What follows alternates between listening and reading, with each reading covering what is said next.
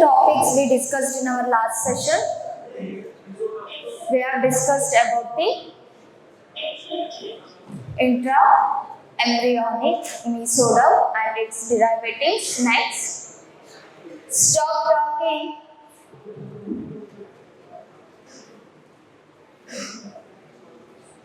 What are the other topics we discussed?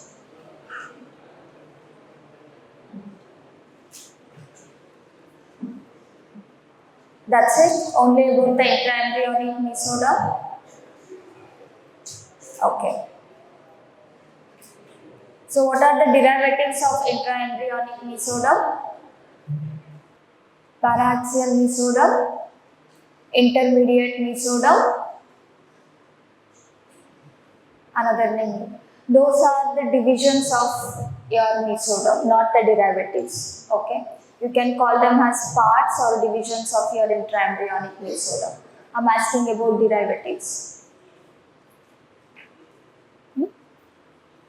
Seal? Skin. Okay, skin. Vertebrae. Ribs. Okay.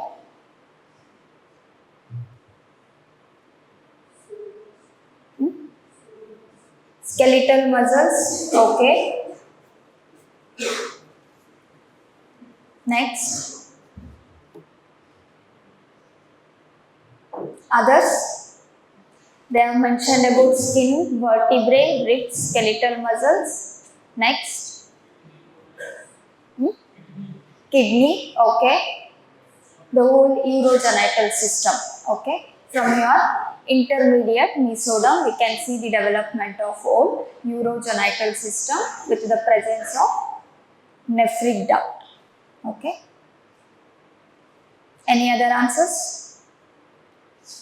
Okay. What about gut formation? At which week we can see the formation of gut? And what are the parts of gut? How the gut formation takes place? Foregut, midgut and hindgut. Okay, fine. So how this gut is formed? What is the embryological basis for the formation of gut? Gut formation takes place by the folding of the embryo. Remember this point. Okay. Gut formation or the development of gut takes place by the folding of the embryo. We have studied two types of foldings. What are those? Craniocaudal folding and lateral folding. Okay.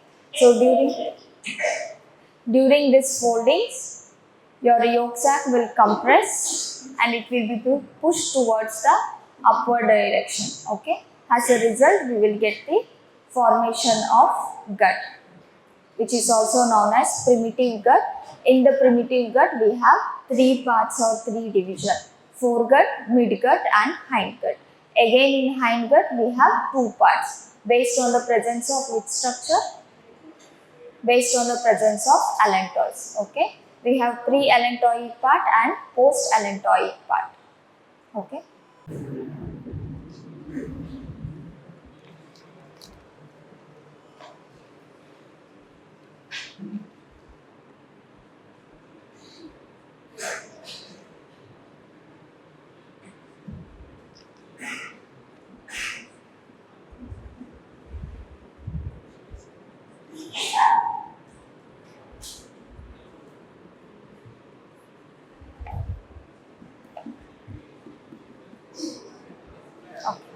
We'll start with the development of respiratory system. Okay.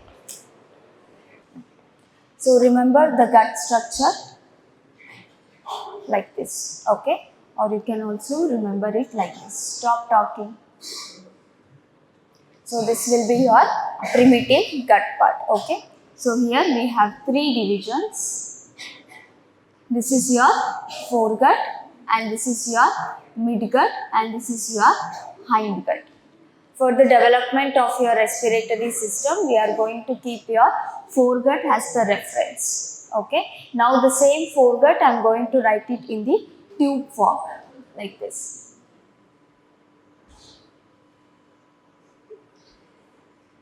Okay.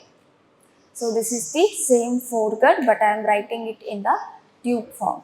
This how the tube will form. From this structure you are going to study in the digestive system part. Okay. Right now just try to remember we have a foregut tube. Okay.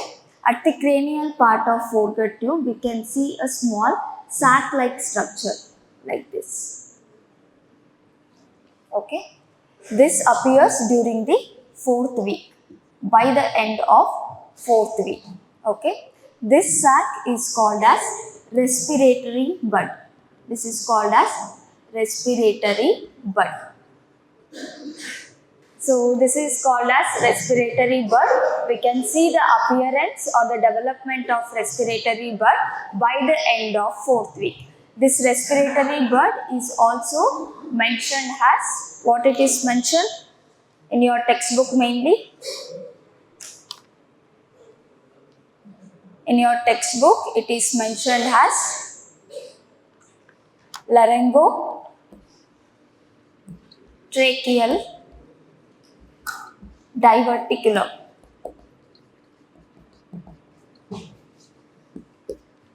In few textbooks they have only mentioned one word, respiratory bud, mostly in any basic textbook, but if you see any other textbook they have particularly mentioned it as laryngotracheal diverticulum. Okay. So now the laryngotracheal diverticulum is present in the cranial part of your foregut tube. Okay. Later the same tube will come and present like this. This is your foregut tube. Okay. Next your respiratory bud will come and present like this. So now on the dorsal aspect we have the respiratory bud, and on the ventral aspect we have foregut tube. Okay. So at this point both your respiratory tube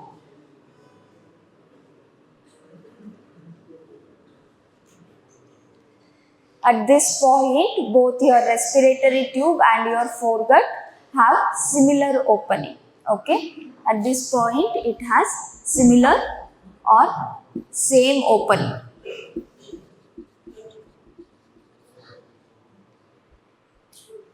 But remember we need two different openings, one for your foot pipe and another one for your windpipe.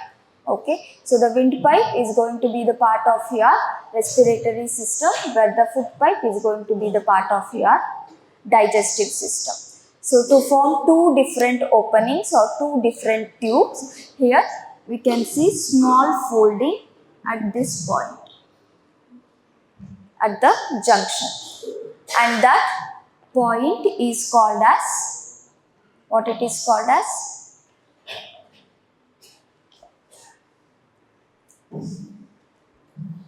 The first fold takes place like this. Okay. This fold is called as tracheoesophageal fold. Write it down. Tracheoesophageal fold. Okay. Later, this folds start moving towards each other like this, and they'll meet at the center point. At this point.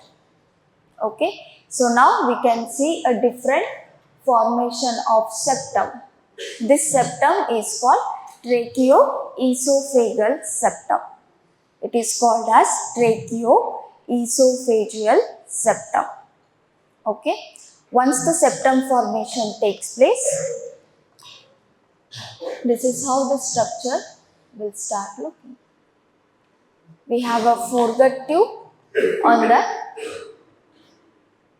On the ventral aspect, we can see the presence of your respiratory bud with two different openings. Okay. Now, this is going to be the foot pipe part, and this will be the windpipe. This is how we will get two different openings in the embryo stage for the development of your respiratory system and digestive system. Okay. Once the separation takes place, now the respiratory bud or the laryngotracheal diverticulum is called as laryngotracheal tube. Okay. Once the separation of the tube takes place, or once the formation of two different opening takes place, the same respiratory bud structure will be referred as laryngotracheal tube. Okay. From this tube, your entire respiratory system is going to develop. So, what are the derivatives of laryngotracheal tube?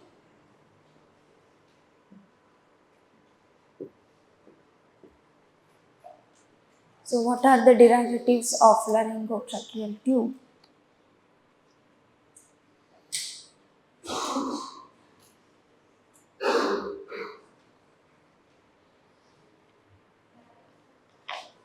Larynx, trachea, bronchi or bronchus. The last one is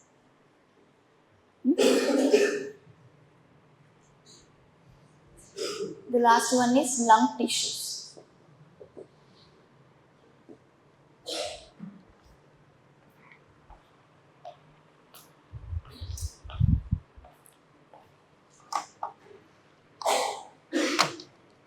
How many of you understood?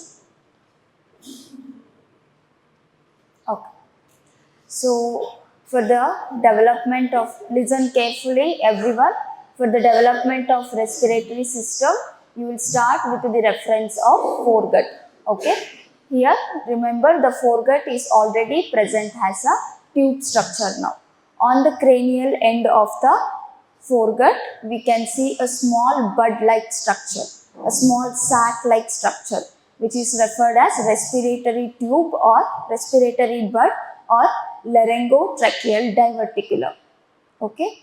At this point, that means by the end of 4th week, that tube and your foregut tube have the same opening. But for the adult structure, or in the adults, usually we will see separate opening for the respiratory system and separate opening for your digestive system.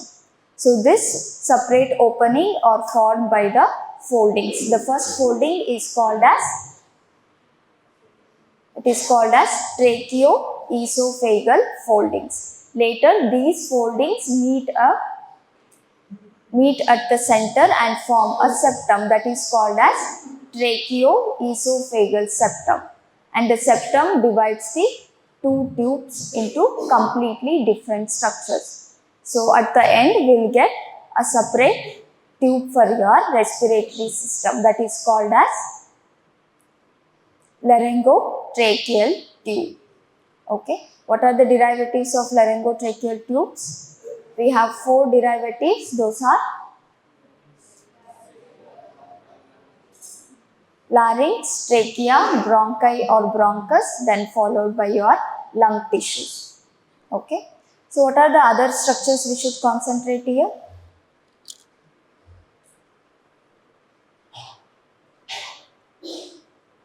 What are the other structures we should concentrate here?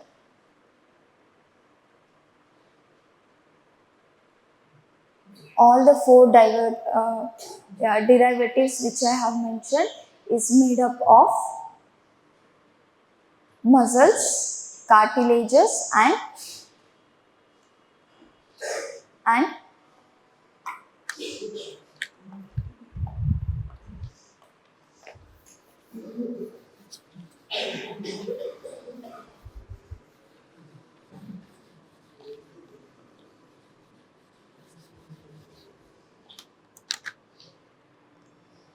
okay. Remember, all these structures are made up of epithelial lining,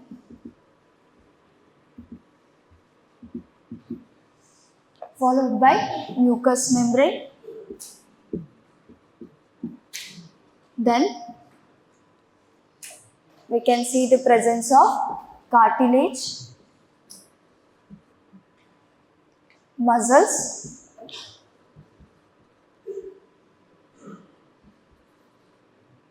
Then any other structures?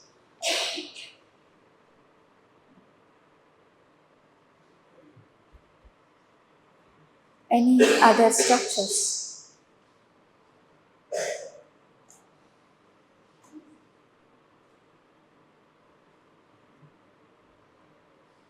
Okay. So now all you have to concentrate is endoderm and mesoderm part. Okay. In the mesoderm, especially the splanchnopluric mesoderm or membrane. Okay. Your endothelial lining or the epithelial lining, mucous membrane, muscles, tissues and cartilages, everything is developed or derived from the endoderm and mesoderm, especially the splanchnopluric membrane part. Okay. For all the four structures, that is for your larynx, trachea, bronchi and lung tissues, the endoderm will give the epithelial lining and mucous membrane. This is common for all the four structures. Okay. But the mesoderm part, it differs from one structure to another structure. Is it clear? The epithelial lining and mucous membrane of all the four structures are developed from the endoderm part, whereas the muscles and tissues, cartilages are developed from the mesoderm part. But it will completely differ from one structure to another structure.